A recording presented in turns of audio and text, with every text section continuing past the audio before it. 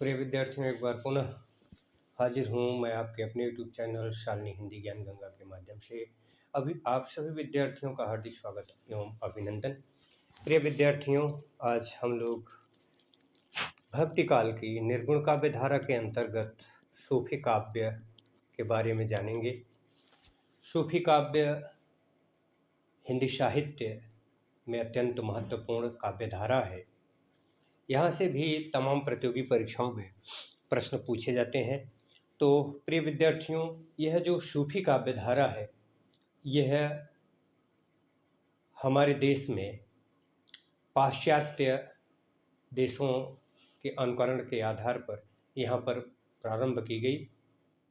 कुछ ऐसे लोग, कुछ ऐसे अनुयायी जो इस्लाम धर्म को मानने वाले थे, यह इस्लाम धर्म से जुड़े जो लोग थे, जो साधक थे, जो संत थे, उन लोगों ने भारत में सूफी धर्म या के माध्य सूफी संत कहलाए और जो है इस्लाम धर्म का प्रचार प्रसार उन्होंने इस काव्य धारा के माध्यम से करना चाहा है। बहुत सारी बातें हम सूफी काव्य धारा के अंतर्गत समझेंगे, लेकिन सबसे पहले हम लोग ये जानेंगे कि सूफी काव्य धारा के कौन कौन से संप्रदाय हैं और भारत में सूफी काव्य धारा किनके द्वारा लाई गई, इसका प्रवर्तन किसने किया, इसके बारे में जानेंगे। और प्रिय विद्यार्थियों, फिर सूफी शब्द की उत्पत्ति के बारे में समझेंगे और सूफी काव्य के प्रथम कवि, प्रथम रचना के बारे में भी हम लोग जानेंगे आज के वीडियो में। तो आइए विद्यार्थियों, बिना किसी विलंब के शुरू करते हैं आज का अध्ययन। प्रमुख सूफी संप्रदाय।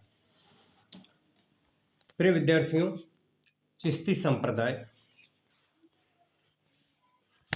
यह सूफी मत का प्रमुख संप्रदाय है और इसके आदि प्रवर्तक ख्वाजा अबू इसहाक सामी और अबू अब्दाल चिश्ती को माना जाता है। प्रिय विद्यार्थियों, यहाँ से भी सवाल अक्सर ये पूछा जाता है, चिश्ती संप्रदाय का प्रवर्तन किसने किया है? तो भारत में ख्वाजा मोइनुद्दीन चिश्ती ने किया है। अक्सर अभी तक इसी तरह के सवाल पूछे जाते रहे हैं, लेकिन अगर ये पूछ लेगा परीक्षा में कि चिश्ती संप्रदाय के आदि प्रवर्तक कौन है, तो विद्यार्थियों, चिश्ती संप्रदाय के आदि प्रवर्तक जो है ख्वाजा अबू इसहाक शामी को माना जाता है और अबू अब्दाल चिश्ती को। यानी ख्वाजा अबू इसहाक शामी और अबू अब्दाल चिश्ती दो लोगों ने मिलकर के चिश्ती संप्रदाय का प्रवर्तन किया और भारत में ख्वाजा मोइनुद्दीन चिश्ती ने 12वीं शताब्दी के उत्तरार्ध में सूफी संप्रदाय से जुड़ा यह सूफी विचारधारा से जुड़ा जो चिश्ती संप्रदाय है, इसका प्रवर्तन भारत में किसने किया? ख्वाजा मोइनुद्दीन चिश्ती ने किया और यह 12वीं शताब्दी के उत्तरार्ध में अस्तित्व में आया। भारत में जब निर्गुण काव्य धारा प्रवाहित हो रही थी, भारत के जो संत ईश्वर के निर्गुण निराकार रूप की साधना कर रहे थे, उसी समय चूँकि हिंदू धर्म जो सनातन धर्म है वह अपने चरमोत्कर्ष पर था, उसी समय इस्लाम, चूँकि भारत में अगर आप देखें तो जो 12वीं शताब्दी का समय है, यह हमारे देश में मुस्लिम शासकों का समय था। अगर इतिहास पर आप नज़र डालेंगे तो 12वीं शताब्दी में मुस्लिम शासकों का आधिपत्य था और ख़ास करके जो सिकंदर लोदी या इब्राहिम लोदी या इस तरह के शेर शाह सूरी, इन लोगों का आधिपत्य था। बाबर, हुमायूं, तमाम लोग इस देश में आकर के यहाँ की संस्कृति, यहाँ की सभ्यता को नष्ट करना चाहते थे और हिंदू धर्म को ख़त्म कर इस्लाम धर्म की स्थापना करना चाहते थे। इसी कड़ी में आप देखेंगे बहुत सारे मुस्लिम शासक, जिनमें औरंगजेब का नाम आता है, जो एक कट्टर मुसलमान था, जो हिंदू धर्म को पूर्णतः समाप्त करके मुस्लिम धर्म की स्थापना करना चाहता था, यानी इस्लाम की स्थापना करना चाहता था। तो चूँकि हमारे देश में मुस्लिम शासक शासन कर रहे थे, इसलिए इस्लाम धर्म के प्रचार प्रसार हेतु जो है यह सूफी संप्रदाय भी हिंदी भाषा के माध्यम से, जिसमें उर्दू के तमाम शब्द हैं, जिनमें और भी भाषाओं के शब्द हैं, अरबी फारसी के शब्द हैं, और इसके जरिए वो इस देश में अपने मत का प्रचार करना चाहते थे, अपने सिद्धांत का प्रचार करना चाहते थे और लोगों को इस्लाम धर्म की तरफ आकर्षित करना चाहते थे। इसलिए सूफी धर्म का, इस्लाम धर्म का जो प्रचार प्रसार है वो सूफी संतों के द्वारा भारत में हुआ। और ख्वाजा मोइनुद्दीन चिश्ती ने 12वीं शताब्दी के उत्तरार्ध में यह संप्रदाय एक स्थापित किया जो सूफी या इस्लाम धर्म को आगे बढ़ाने के लिए था। दूसरा संप्रदाय है विद्यार्थियों सोहरावर्दी संप्रदाय, जिसके आदि प्रवर्तक हैं शेख शिहाबुद्दीन सोहरावर्दी, और भारत में शेख बहाउद्दीन जकारिया ने सोहरावर्दी संप्रदाय को आगे बढ़ाया और यह 13वीं शताब्दी का पूर्वार्ध था भारत में। तीसरा महत्वपूर्ण संप्रदाय कादरी संप्रदाय है। शेख अब्दुल कादिर गिलानी इसके आदि प्रवर्तक हैं, जबकि भारतवर्ष में बंदगी मोहम्मद गौस ने 15वीं शताब्दी के उत्तरार्ध में इसकी स्थापना की थी। तो प्रिय विद्यार्थियों, ये 3 अत्यंत महत्वपूर्ण संप्रदाय हैं सूफी के, जो इस्लाम धर्म का प्रचार प्रसार करना चाहते थे, इस्लाम धर्म को स्थापित करना चाहते थे। इसी को ध्यान में रख करके इन्होंने एक विशेष पूजा पद्धति के द्वारा इस भारतवर्ष में जो है अपने इस मत का प्रचार प्रसार किया। अपने इस संप्रदाय के जरिए वह इस्लाम धर्म को अधिक से अधिक यहाँ पर स्थापित करना चाहते थे। तो चिश्ती संप्रदाय, आदि प्रवर्तक ख्वाजा अबू इसहाक सामी और अबू अब्दाल चिश्ती। भारत में ख्वाजा मोइनुद्दीन चिश्ती ने जो है सूफी संप्रदाय की स्थापना की, चिश्ती संप्रदाय की स्थापना की, सूफी धर्म की स्थापना की, या यूँ कहा जाए इस्लाम धर्म की स्थापना की, और 12वीं शताब्दी के उत्तरार्ध में यह जो है एक विशेष धारा चली। सोहरावर्दी संप्रदाय, शेख शिहाबुद्दीन सोहरावर्दी इसके आदि प्रवर्तक हैं। भारत में शेख बहाउद्दीन जकारिया ने 13वीं शताब्दी के पूर्वार्ध में इसकी स्थापना की, जबकि कादरी संप्रदाय विद्यार्थियों शेख अब्दुल कादिर गिलानी ने इसके आदि प्रवर्तक माने जाते हैं शेख अब्दुल कादिर गिलानी, और भारत में बंदगी मोहम्मद गौस ने इसका प्रवर्तन किया 15वीं शताब्दी के उत्तरार्ध में। प्रिय विद्यार्थियों, यहाँ से 1-2 प्रश्न अवश्य परीक्षा में पूछे जाएंगे, और सूफी शब्द की उत्पत्ति से भी अक्सर सवाल पूछे जाते हैं। इसी को दृष्टिगत रख करके मैंने यहाँ एक छोटा सा प्रकरण आपके लिए रखा है कि सूफी शब्द की उत्पत्ति कैसे हुई। सूफ से कुछ विद्वान इसे सूफ से मन ऊन, सफ़ा पवित्रता या शुद्धि, सूफिया विद्या या ज्ञान, सुफ़ाह मक्का की एक पहाड़ी या चबूतरा, सफ़ पंक्ति। प्रिय विद्यार्थियों, यहाँ से 2 तरह से प्रश्न पूछे जाएंगे।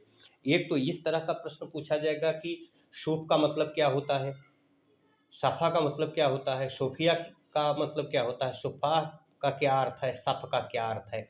तो पहले तो अर्थ आप जान लेंगे। सूफ का अर्थ होता है ऊन, सफ़ा का अर्थ होता है पवित्रता या शुद्धि, सूफिया का अर्थ होता है विद्या या ज्ञान, सुफ़ाह का अर्थ होता है मक्का की एक पहाड़ी या चबूतरा, सफ़ का अर्थ होता है पंक्ति। अगर इन सबको मिला करके आप सूफी संत के बारे में जानना चाहेंगे, क्योंकि सूफी संत यानी सूफी किसे कहा जाता है, ये सूफी संत का द्योतक है। तो सूफी संत किसे कहा जाता है, तो आप ये कह सकते हैं कि सूफी संत ऊन का वस्त्र धारण करते थे, जिनका अंतःकरण अत्यंत पवित्र और शुद्ध होता था, जो ज्ञानी होते थे, विद्या को प्राप्त करने वाले होते थे, और वह मक्का की एक पहाड़ी या चबूतरे की पहली पंक्ति में बैठते थे। ऐसे ही लोगों को सूफी संत कहा जाता है। इस तरह से भी सवाल पूछा जा सकता है। और ये जो अर्थ है मैंने जो बताया, सूफ का अर्थ ऊन होता है, सफ़ा का पवित्रता या शुद्धि, सूफिया का विद्या या ज्ञान, सुफ़ा का मक्का की एक पहाड़ी या चबूतरा, सब का अर्थ होता है पंक्ति। तो इसको भी याद कर लीजिएगा, यहाँ से भी हो सकता है प्रश्न पूछा जाए। और ये अत्यंत महत्वपूर्ण प्रकरण है, यहाँ से तो प्रश्न बनता ही बनता है। प्रथम सूफी कवि एवं रचना के बारे में और किसने माना है, ये भी मैंने यहाँ दे दिया है, इसे आप प्रस्तोता के रूप में जान सकते हैं। प्रथम सूफी कवि कुतुबुन को माना है आचार्य रामचंद्र शुक्ल ने, और इनकी रचना मृगावती को, जो 1501 ईस्वी में लिखी गई। यानी प्रथम सूफी कवि कुतुबुन, प्रथम रचना मृगावती 1501 ईस्वी में लिखी गई, इसको मानने वाले हैं आचार्य रामचंद्र शुक्ल। यानी आचार्य रामचंद्र शुक्ल ने मृगावती रचना जो 1501 में लिखी गई, इसको प्रथम रचना मानते हैं, और कुतुबुन को, जिनके द्वारा ये लिखी गई है, उन्हें प्रथम सूफी कवि मानते हैं। जबकि दूसरे नंबर पर मुल्ला दाऊद को प्रथम कवि के रूप में माना है राम कुमार वर्मा ने, और चंदायन 1379 ईस्वी में लिखी रचना को पहली सूफी रचना मानते हैं। यानी आचार्य रामचंद्र शुक्ल ने कुतुबुन को पहला सूफी कवि माना, और कुतुबुन द्वारा रचित मृगावती जो 1501 ईस्वी में रची गई, इसको प्रथम सूफी रचना माना। वहीं राम कुमार वर्मा ने मुल्ला दाऊद को प्रथम सूफी कवि माना, और 1379 ईस्वी में लिखित रचित उनकी जो रचना है चंदायन को प्रथम रचना माना।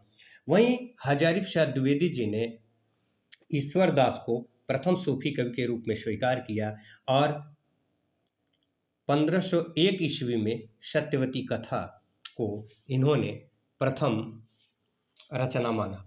वहीं गणपत चंद्रगुप्त की अगर बात करें तो उन्होंने अशाइत को प्रथम सूफी कवि माना है, और 1370 ईस्वी में लिखित हंसावली को सूफी की प्रथम रचना माना है। तो यहाँ प्रकरण बहुत ही महत्वपूर्ण है विद्यार्थियों।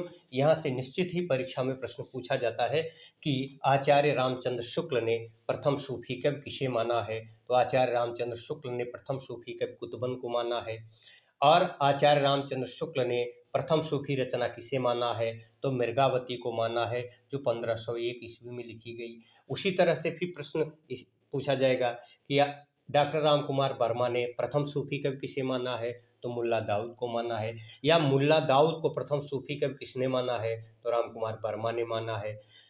चंदायन को प्रथम रचना किसने माना है, राम कुमार वर्मा ने माना है। चंदायन 1379 ईस्वी में रची गई। उसी तरह से ईश्वर दास को प्रथम सूफी कवि किसने माना है, आचार्य हजारीफ शाह द्विवेदी ने माना है। सत्यवती कथा को पहली रचना किसने माना है, हजारीफ शाह द्विवेदी ने माना है। सत्यवती कथा कब लिखी गई, तो 1501 ईस्वी में लिखी गई। वहीं अशाइत को प्रथम सूफी कवि किसने माना है, गणपत चंद्रगुप्त ने माना है। हंसावली रचना को प्रथम सूफी रचना किसने माना है, गणपत चंद्रगुप्त ने माना है। ये कब रची गई, तो 1370 ईस्वी में रची गई। तो प्रिय विद्यार्थियों, ये संपूर्ण प्रकरण अत्यंत ही महत्वपूर्ण है आने वाली परीक्षाओं की दृष्टि से, अतः आप लोग इसका अवलोकन अवश्य कीजिएगा, ध्यानपूर्वक कीजिएगा। यदि आपको वीडियो अच्छा लगे तो कमेंट के माध्यम से कमेंट कीजिए। चैनल पर पहली बार हो तो चैनल को सब्सक्राइब करना ना भूलें। वीडियो को लाइक करें, अधिक से अधिक शेयर करें, ताकि और लोग लाभान्वित हो सकें। पुनः मुलाकात होगी एक नए वीडियो के साथ, एक नई जानकारी के साथ। तब तक के लिए जय हिंद, जय हिंदी, जय भारत, नमस्कार।